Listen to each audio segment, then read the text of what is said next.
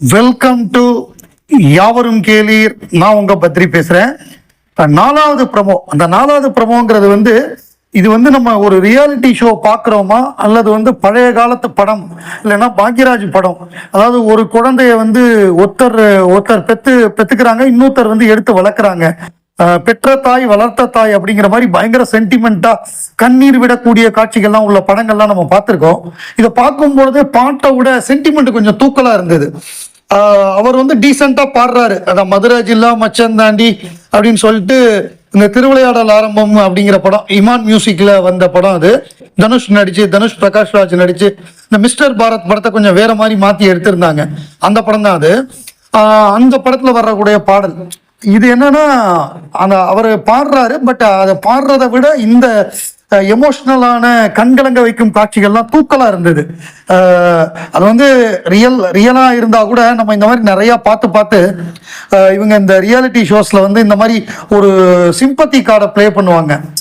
நிறைய பண்ணியிருக்காங்க, நம்ம பார்த்துருக்கோம். கண் தெரியாத பாடகரை கூட்டு பாட வச்சு வாரம் அதை பாட வச்சு அதை வச்சு பண்ணுவாங்க. இந்த மாதிரி நிறைய விஷயங்கள் ஒவ்வொரு டிவியும் பண்ணியிருக்காங்க. ஈழத்தமிழர்கள் அங்கிருந்து வரக்கூடிய பாடகரை கொண்டு அதை வச்சு யாழ்ப்பாணம் அப்படின்னு சொல்லி அதை வச்சு சென்டிமெண்டா பண்ணுவாங்க. இது தொடர்ந்து எல்லாருமே பண்றாங்க. அந்த மாதிரி இது ஒரு அதாவது அந்த பாட்டை விட இது தூக்கலா இருந்தது. டைட்டில் ஜெயிச்சுட்டு பண்ணா கூட ஓகே. இது முதல் ரவுண்டு இப்பதான் பாடுறப்பவே ஏதோ டைட்டிலே ஜெயிச்சிட்ட அளவுக்கு ஒரு ஃபீலிங்கை கொடுக்குறாங்க. அதுதான் கொஞ்சம் தூக்கலா இருக்கு. எபிசோடே ரொம்ப சென்டிமெண்டா ரொம்ப எமோஷனலா எல்லாம் கர்ச்சீஃபோட இருக்கக்கூடிய எபிசோடா இருக்கு. அந்த பாலப்பிரியாலாம் ஃபுல்லா அழுதுகிட்டே இருக்காங்க. அதுவும் அந்த இன்னொரு பையன் சரண் ராஜாவா, தஞ்சாவூர் சரண், அந்த பையன் பார்த்தா கையில கர்ச்சீஃபோட உட்காந்துருக்கான். ஒரு பக்கம் பார்த்தா சிங்கர்ஸ்லாம் அழுகுறாங்க. அதுக்கு மெயினான காரணம் என்னன்னா, அந்த நாதஸ்வரத்தை வாசிச்சாங்க கண்ணாலனே சாங்கு. அது கேட்டோடனே அது வேற ஒரு வைப்பை கொடுத்துருச்சு. எல்லாம் ஒரு மாதிரி எமோஷனல் ஆயிட்டாங்க. உங்களுக்கு நேஷனல் அவார்டு கிடைக்குங்கிற அளவுக்கு நம்ம மிஷ்கின் ஒரு அடி அடிச்சாரு. அதுக்கப்புறம் எஸ்பிபி சாருக்காக ஒரு பாட்டுன்னொடனே ஒட்டுமொத்தமா எல்லாருமே ஒரு மாதிரி கண் கலங்கிட்டாங்க. ஏன்னா எஸ்பிபிங்கிறவர் எவ்வளவு ஒரு லெஜெண்டரி சிங்கர். அதாவது காட் ஆஃப் பிளேபேக் அப்படின்னு நம்ம சொல்லுவோம்.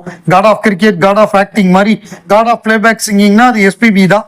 எஸ்பிபி மாதிரி இன்னொரு பாடகர் வரவே வாய்ப்பே கிடையாது. அவருடைய பாட்டுன்னு சித்ராமாலாம் உணர்ச்சி வசப்பட்டாங்கன்னா அவங்களுடைய ஆரம்ப காலத்திலேருந்து எஸ்பிபி சாரோட அவங்களாம் அசோசியேட் ஆயிருக்காங்க. கடைசி வரைய நிறைய பாடல் பாடியிருக்காங்க. அது அவங்களுக்கு மிகப்பெரிய ஒரு வருத்தம். அதுல குறிப்பா ஒரு ஜூனியரா இருந்து பாடின சிங்கர், இதழில் கதை எழுதும் நேரம் இதுன்னு இந்த பிரியங்காவோட பாடி நடுவுல ஒரு சிரிப்பார் எஸ்பிபி. நாணங்கள் எதற்கடின்னு அதை ஒரு சிரிச்சு பிரியங்காவை தூக்கி சாப்பிட்டான் ஜூனியரா இருக்கிறப்ப. அந்த பையன் தான் டைட்டில் ஜெயிச்சான். அவன் பாடுறான் அப்ப. ஸோ அது சூப்பர். அது ஒரு நாஸ்டால்ஜியா, அது going back to the memory lane அப்படிங்கிற மாதிரி அது நல்லா இருந்தது. அப்புறம் கடைசியா நம்ம மலரே மௌனமா அந்த பாட்டு ரொம்ப அருமையான மெலடி. வித்யாசாகர் மியூசிக்ல வைரமுத்து வரிகள்ல எஸ்பிபி ஜானகியம்மா. முதல்ல ஜானகியம்மா பாடிட்டாங்களாம், அதுக்கப்புறம் தான் எஸ்பிபி வராரு. ஜானகியம்மா பாடினதை கேட்டுட்டு இதை விட நம்ம பெட்டரா பாடணுமே அப்படின்னு நிறைய டேக்கு. எஸ்பிபி எல்லாம் எப்படின்னா ஒரே டேக்ல பாடக்கூடியவர். ஒரு தடவை கேட்டாருன்னா அடிச்சு சிக்ஸர் அடிச்சிருவாரு. அவர் ஒரு நாள்லயே 32 பாட்டெல்லாம் பாடியிருக்காரு. எஸ்பிபி மாதிரி வேற ஒரு பாடகரே கிடையாது. அவரே பல டேக் எடுத்து பாடின பாட்டு இது. அப்படின்னா பாத்துக்கங்க. அப்ப ஜானகி அம்மா யாருமே பாடாதப்ப முதல்ல அவங்க எவ்வளவு இமேஜினேஷன் பண்ணி பாடியிருப்பாங்க. சிங்கருக்கு இமேஜினேஷன் முக்கியம். ஒரு கேரக்டர் ஒரு பாட்டு வருதுன்னா இந்த பாட்டை அந்த கதாநாயகன் எப்படி பாடுவான்னு இமேஜின் பண்ணி அந்த கற்பனையில அதை பாடணும். அதான் எனாக்டிங் ட்ரூ வாய்ஸ் அப்படின்னு சொல்லுவார் எஸ்பிபி. குரல் மூலமாக நடிப்பது. பாட்டுங்கிறது குரல் மூலம் நடிப்பது. அது எஸ்பிபி கரெக்டா பண்ணதுனாலதான் இன்றளவும் நம்ம மனசுல நிக்கிறாரு.